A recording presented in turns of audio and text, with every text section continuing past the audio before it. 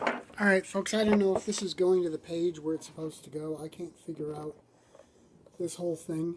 So I'm not sure if this is on the right page or not, but if not, I'll post it there later as a video and try to figure it out. When I've done live videos before, I've done them via StreamYard and just ported them over to Facebook, and that worked really easily, but this doesn't seem to be doing such a good job. Um, I don't know, maybe I just can't figure it out, but it's not letting me log in via the Tales of Wonder and Dread page like it should. So I don't know, maybe when I set it up, I need to add myself as a guest.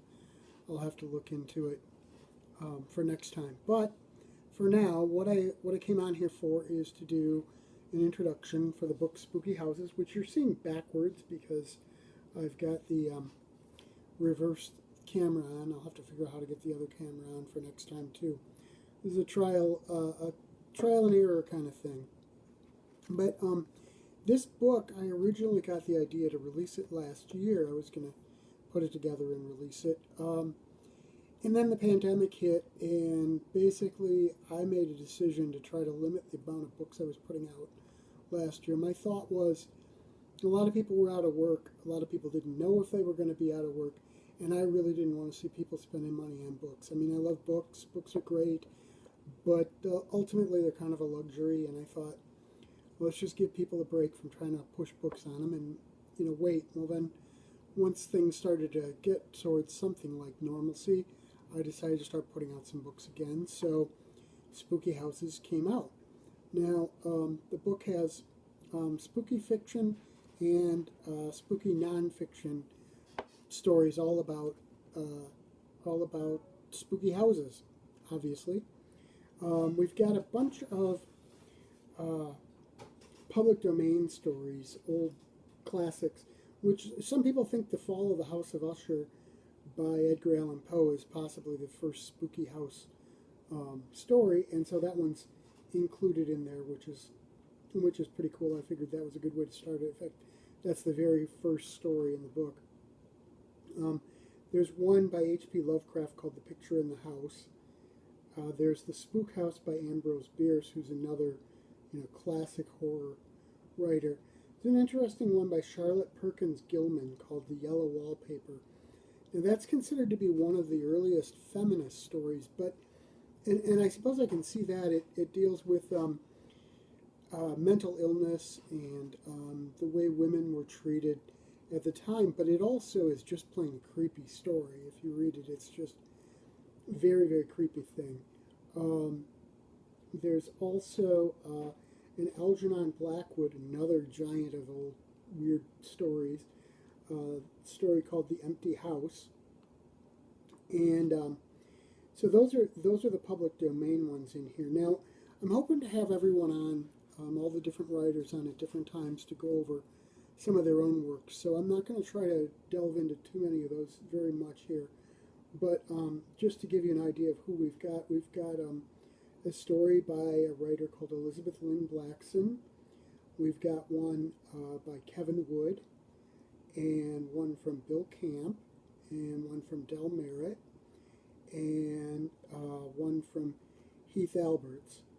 Um, Now we've also got some nonfiction. Diane Hill did three nonfiction stories in here, and Rick Hale has two nonfiction stories, and the rest of the nonfiction is all myself.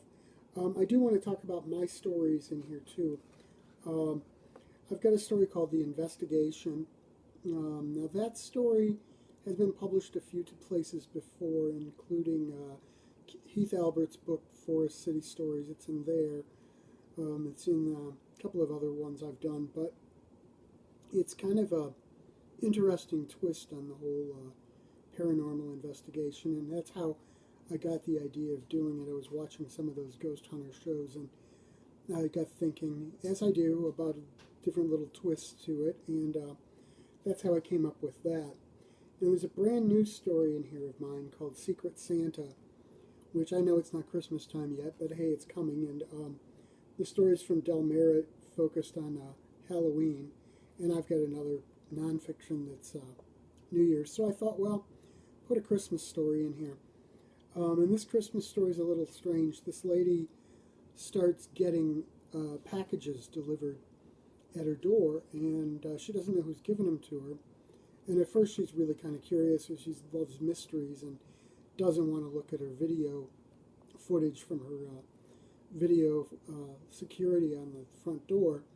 But eventually, when it keeps getting weirder and weirder, she does, which brings up another mystery. And I think it's kind of a cool little story. I started with the idea of somebody getting these gifts from a secret person, and worked from there. And it just, I think you'll enjoy it. It's actually kind of a sad story, but and I should say Heath Albert's story, The Anchorite, follows, and that one is an interesting story. Because that's the one that's the transition between fiction and nonfiction, because it's a fiction story, but it's based on real events that he was told by some friends of his. So we'll hopefully have him on soon in the next few weeks, and he'll tell you more about it. But then let's get into my contributions for the nonfiction stuff. I've got a story on the Colonel Palmer House, which is in the Chicago suburbs. The Country House Restaurant in Clarendon Hills, which is supposedly haunted. Both of those, in fact, in the next one also, actually the rest of mine in the nonfiction, were all published in Spooky Berwyn as well.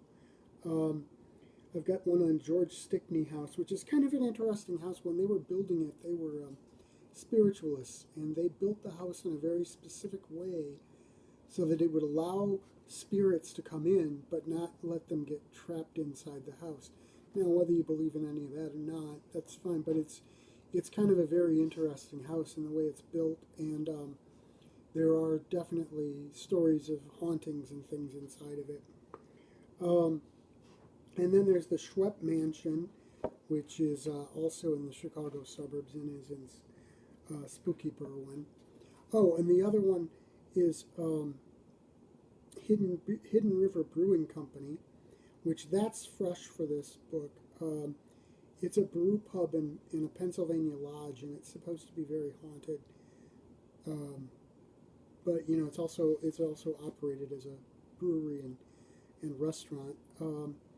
And that one's kind of interesting because I did a series of haunted brewery articles last year for a publication online, and he wound up incredibly busy and wasn't able to get them into the website on time. That we did them for the Halloween season. So I've used this one here. This one and all the rest of them are also going into Spooky Stories, which will be coming out on September 4th. I'm just putting that book together.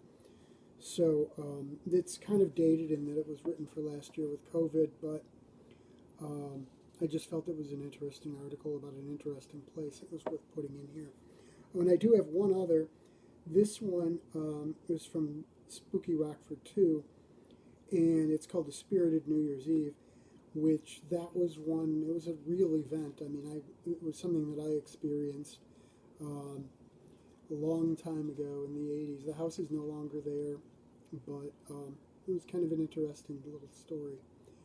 So that's pretty much it for Spooky Houses. You can pick up a copy at lulu.com/spotlight/strange sound. And I don't know if this wound up going to the pages it was supposed to. If not, I'll share it there, and I'll see about working out the problems before we do the next one. If nothing else, I'll do them from StreamYard from now on. That seems to work. It just has some time limitations that I was trying to get around. So, I hope everybody enjoyed this. Sorry for the technical issues, and we'll talk to you all later. Spooky Ventures is the home for spooky content and spooky merchandise on the web. Check it out today at spookyventures.com. And remember, always keep it spooky.